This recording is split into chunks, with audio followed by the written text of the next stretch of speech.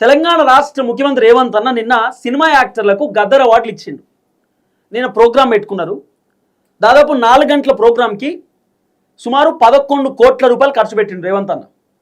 గద్దర్ అవార్డులు సినిమా హీరోలకు, హీరోయిన్లకు, డైరెక్టర్లకు, ప్రొడ్యూసర్లకు, సినిమాలో యాక్ట్ చేసేటటువంటి యాక్టర్లకు ఇచ్చిండు. సరే ఓకే, అవార్డులు ఇచ్చిండు, వాళ్ళని ప్రోత్సహించిండు. తెలంగాణ రాష్ట్ర ప్రభుత్వం ఫిలిం ఇండస్ట్రీని డెవలప్ చేస్తున్నారు, సినిమాలను ప్రోత్సహిస్తుండు. సినిమాలు మంచిగుంటే బాగుంటుంది, సినిమాల ద్వారా ఇన్కమ్ కూడా పెరుగుతుంది, కొంత బ్రాండ్ పెరుగుతుంది. సో తెలుగు ఫిలిం ఇండస్ట్రీ ఎదగాలని రేవంత్ అన్న ప్రోత్సహిస్తుండు, బాగానే ఉంది, ఓకే. నిన్న అవార్డులు ఇచ్చిండు, అవార్డులతో పాటు రేవంత్ అన్న రివార్డులు కూడా ఇచ్చిండు. అవార్డులు ఇచ్చిండంటే ఓకే, అవార్డులతో పాటు రివార్డులు. మెగాస్టార్ చిరంజీవికి 10 లక్షల రూపాయల రివార్డు ఇచ్చిండు. ఇప్పుడు చిరంజీవికి ఏమన్నా పైసలు తక్కువన్నాయా?